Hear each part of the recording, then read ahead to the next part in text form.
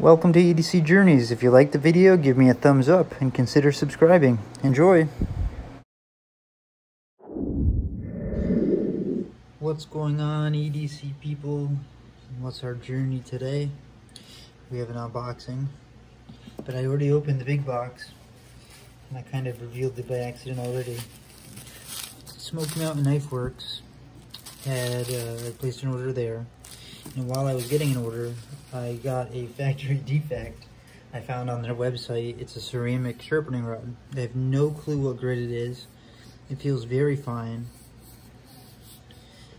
but I'm assuming it's just the handle. It's all like scuffed up and marked up. I have no clue. It said the rod was fine and usable. I mean, I can feel a little, like, it's actually a little shaky in there. I can go left and right with it. So I don't think that they mounted it in there very well. Maybe that was the problem. I really don't care. To me, it's a burr removal tool, a recurve sharpening tool. I gotta figure out what kind of grit this is. This is kind of neat though. Now, let's move this over here. The Barlow is gonna go aside because we know it's a traditional. I know it's, I've already mentioned that, so there's no mystery there. Right, Smoky Mountain Knife Works, so we know it's probably a Rough Ryder.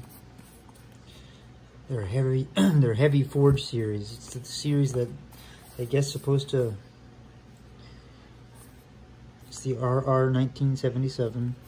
I guess it's the series that's supposed to look like it's been forged. You know, like oh, it came out a little. Oh, that's surprising. Magnetic box usually sits right in there.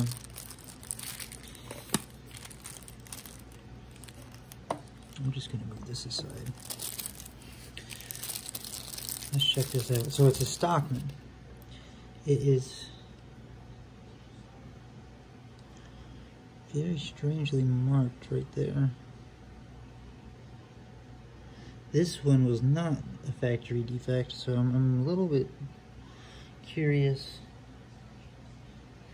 I'm gonna have to look at the website and see what the siding was supposed to be, because I don't know if that's an error or if that's just part of the way it looks. Maybe that's just how it's designed. Anyways, I'll have to look into that. Let's look at the back. So it's like a triangle. Like there's the top right there. I can't feel that pin. There's definitely some separation there, but do I really care? 15 bucks? No, not really. So let's check out the blades. Oh, okay, so that's not exactly what I imagined / thought I saw on the website, but that's okay. It's still a cool clip point. I thought it was like it looked like it was hammer forged, but maybe it's their version of it. It says, wow, that is very, very oily. Let me grab a little rag here.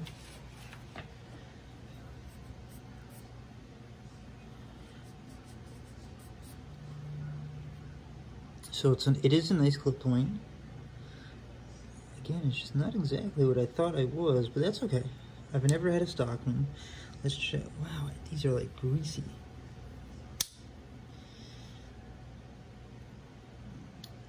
So there's a nice sheep's foot, right?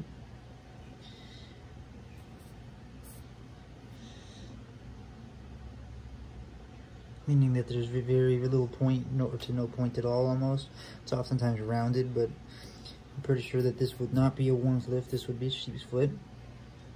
It's meant for basically direct cuts or whittling, but you know, it's not necessarily meant to puncture. It's kind of like a razor blade. Then what do we got here? Wait, isn't that the one I already opened? Ah, like a little tiny spade blade. That's so weird. It is so oiled.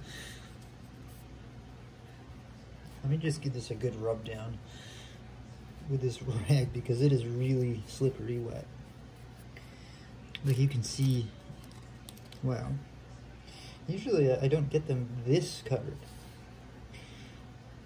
So the only thing, I don't mind that the pattern's a little different than I thought it was. That's probably my own error. I just clicked through it fast. It is nice and thick stock. I don't know if that has anything to do with it, but I can tell you, let me compare it. Where's that Barlow? Okay, so let's pull out the main blade.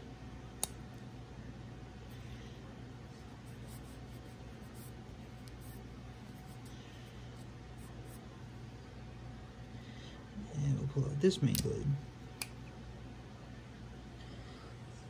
Like, you see that difference, right? Like, that it is definitely a more substantial blade. What about length? Not the same.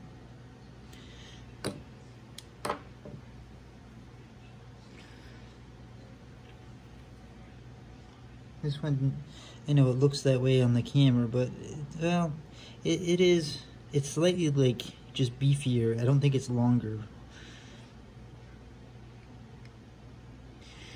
I don't have my measuring tools handy, but hang on just a second.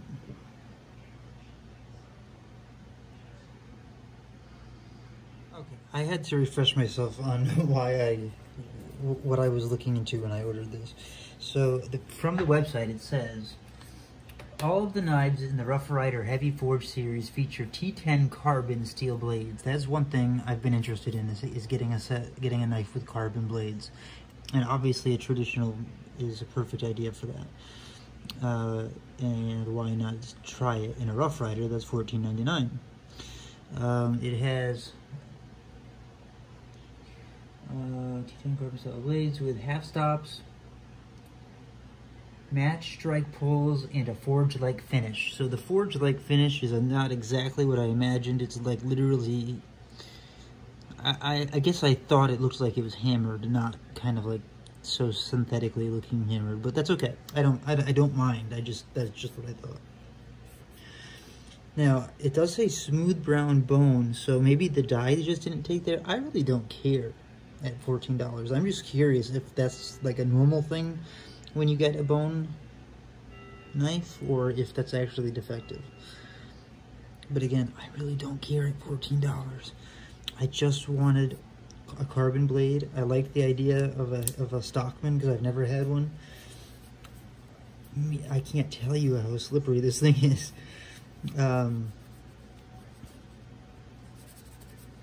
It's got the, let's see here, what else does this website say? The handles are brown smooth bone with brass liners. I don't know if you can see the brass, but they're right there.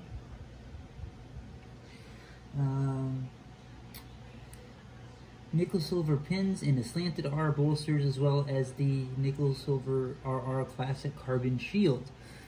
Oh, I see. So it must be this particular shield is meant for when it's a carbon blade, maybe? That's interesting. I'm very curious how this is going to patina and how it's going to live. I'm going to really try to carry this. I totally forgot about the carbon part. That was the biggest draw towards it, and I totally forgot about it. So that's pretty cool. I'm sure T10 carbon is not the highest quality, but whenever I show you guys Rough Riders, I'm really let me bring it down a little. You can't even see what I'm doing. When I'm showing you guys these Rough Riders, it's not about necessarily, getting the most exotic high quality steel. It's about the price and what you get for that price. So I have a well-built, handmade, warranted for life. Listen to it. I can't even grab it. It's so wet.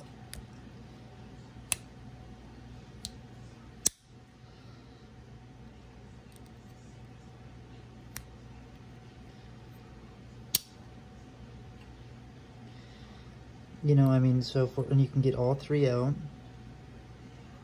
independently. So the walk and tuck is okay. The shield is definitely not in there well. It's they obviously just cut a spot and popped it in. The pins feel fine. The separation is there, but it's not bad. It's the worst right here, I think, actually, feeling-wise. I can feel, like, you can see that?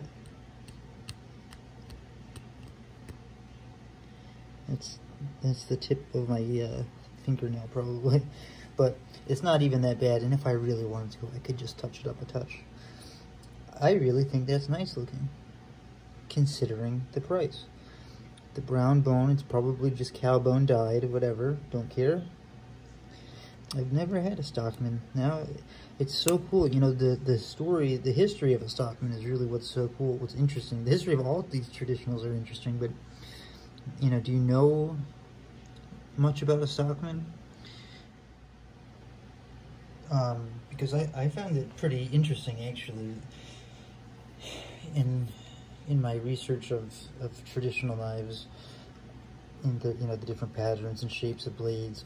The Stockman, you know, imagine being, you know, the research I did, it was talking about it like, imagine being on a ranch. You know, the main blade, first of all, a typical Stockman has 2 springs. Does this one have 3? This one might have 3. I'm not really too good at 10. I mean, it looks like 3 to me. 1, 2, 3. But a typical one would have 2, and it would help keep the blades opened and closed. Okay, so that one affects that one. Let's check it out.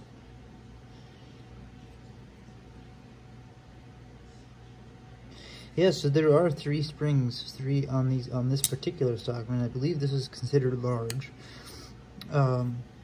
Anyways, you'd have 3 blades on a Stockman typically, and I keep wiping it because of that oil, guys. Every time they must have really lubed this one up to ship it for some reason.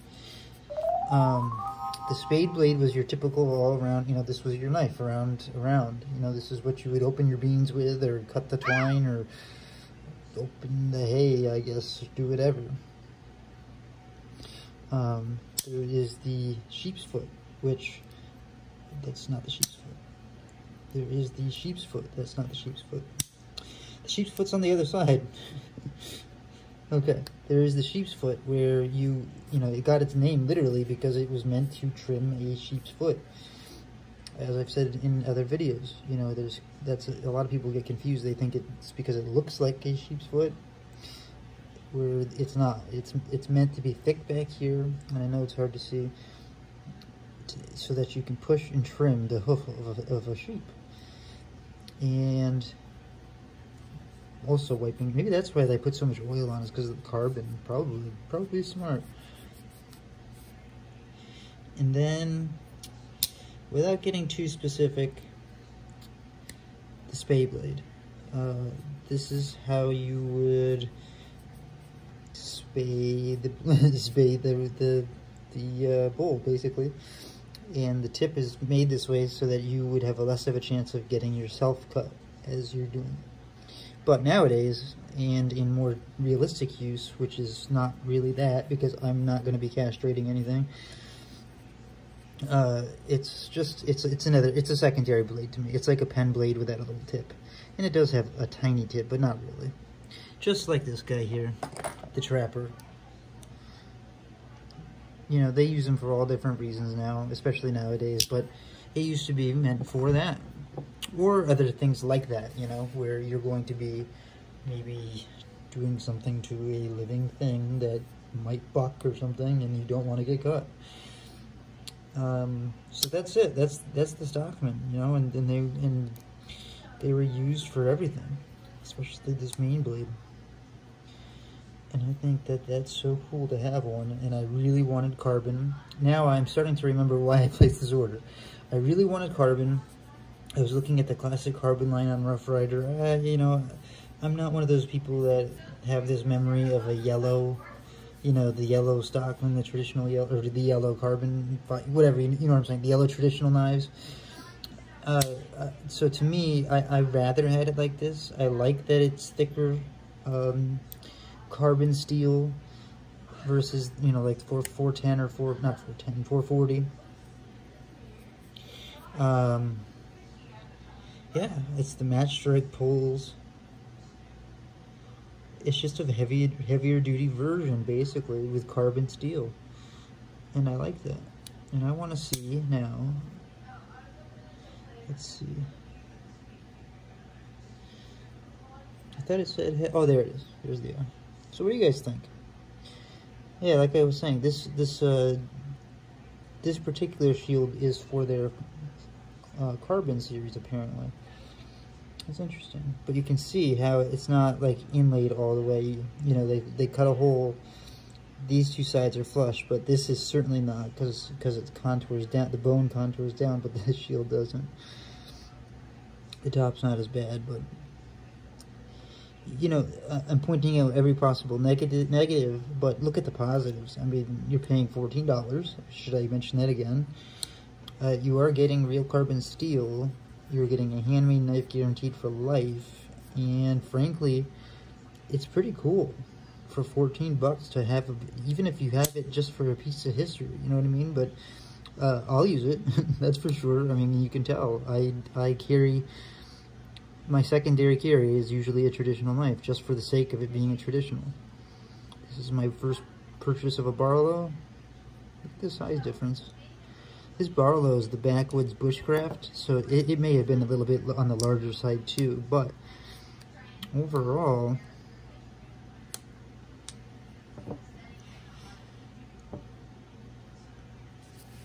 you know what, let me get rid of this black background. Maybe that's making it harder to see.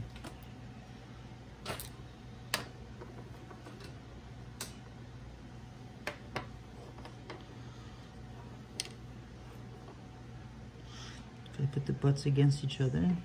How's that look? Can you see the difference there? Whoa, that was close. Can you see a better difference there? See how thin this one looks compared to this? So that's the difference, I think. And this is carbon steel, where this isn't. What's that say? Focus, focus. Oh, just Rough Ryder. RR 1977 China. Yes, it's made in China.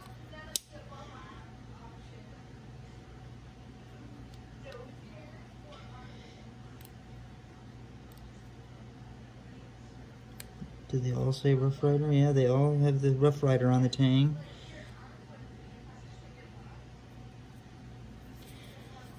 I'm also not sure how sensitive what does it say, T75 or T10 carbon is, so I'll have to make sure I, number one, keep the blades clean, but I'll have to look into exactly how sensitive it is. Oh, I can see. Can you see the? I guess they kind of tried to make it have that like hammer forged look. I mean, beyond the really synthetic part, where you see that, and you see like the aura around. It kind of stops right around there. But that's still pretty cool, and I'm happy that they didn't try to put another nail pull on here. A lot of the Rough Riders, they do put they have the full long pull and then a nail pull as well on the clip point, and I don't like that so much. You know, nowadays a sheep's foot, definitely not trimming sheep's feet. I would use it for wood. I would use it for anything straight cut. I would use it for anything. Essentially, to me, you know, reality, these are two backup blades, and here's the main blade on this knife. Without cutting myself. Okay. Pretty cool.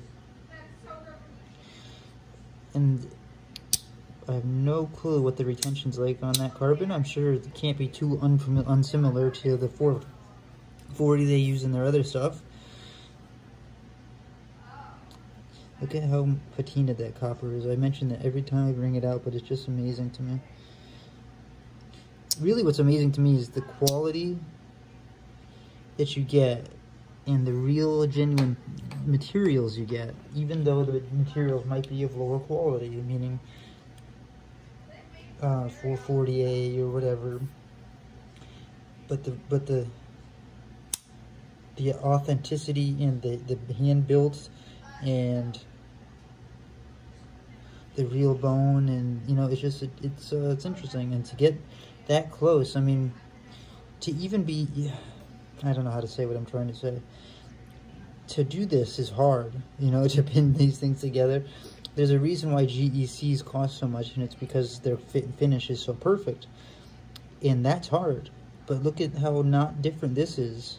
I mean, it is very different, but I don't know. I'm saying for $14, I mean, this is a great, that's a great flip point, and I bet you anything, just like Patty says, that the average person could use this knife as their EDC any day of the week, because I don't know, but 3 blades, you're not going to go through 3 blades.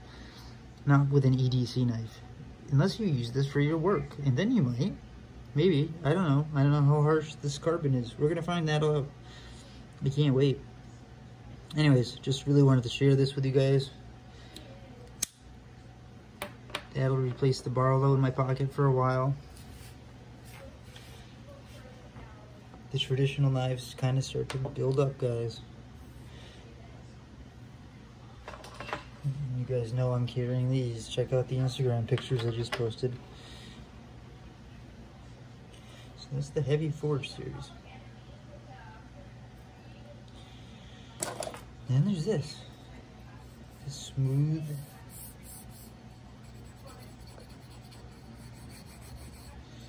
Do I have a knife that needs sharpening?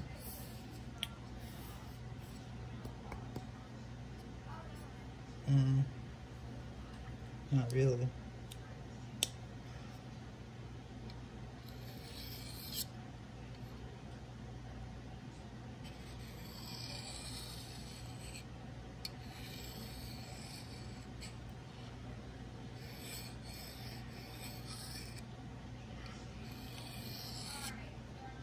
Yeah, I have no idea. I have no clue how this ceramic compares to other ceramic. I have no idea. I'm gonna have to see.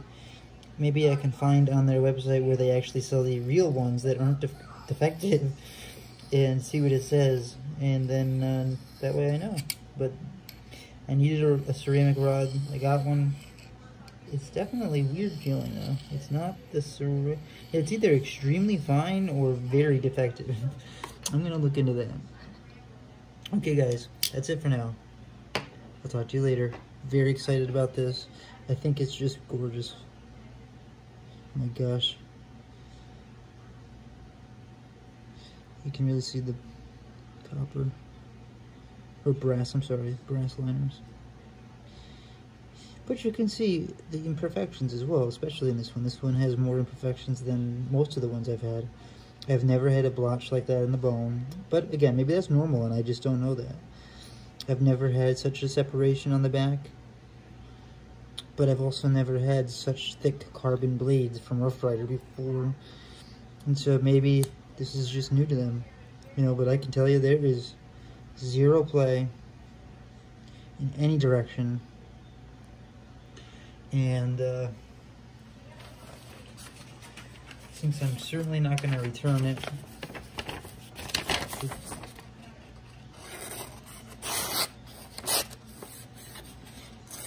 okay, so it could definitely be sharper. I can tell you that. That one could be sharper. Let's just the other ones and then I'll let you go. You know what? Let's not. Let's do this.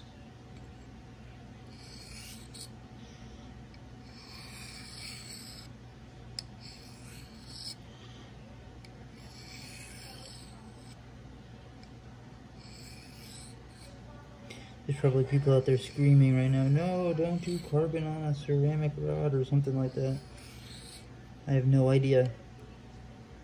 This is a totally new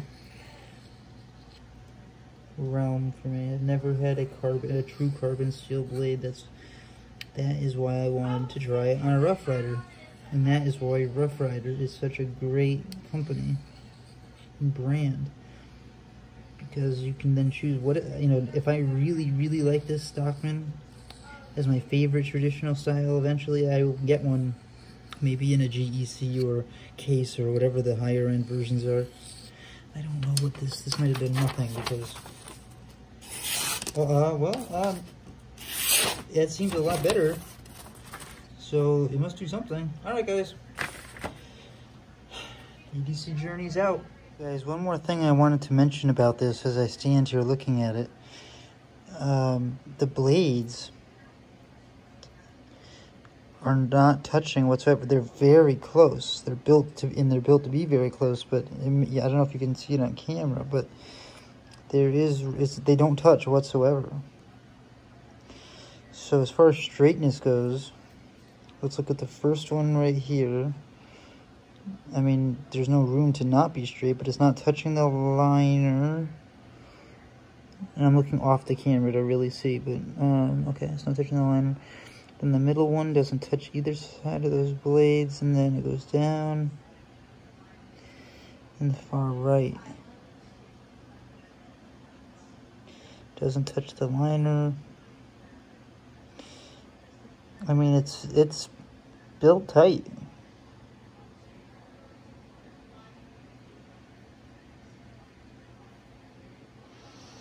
What do you guys think? Let me get it under the light for you. What do you think of the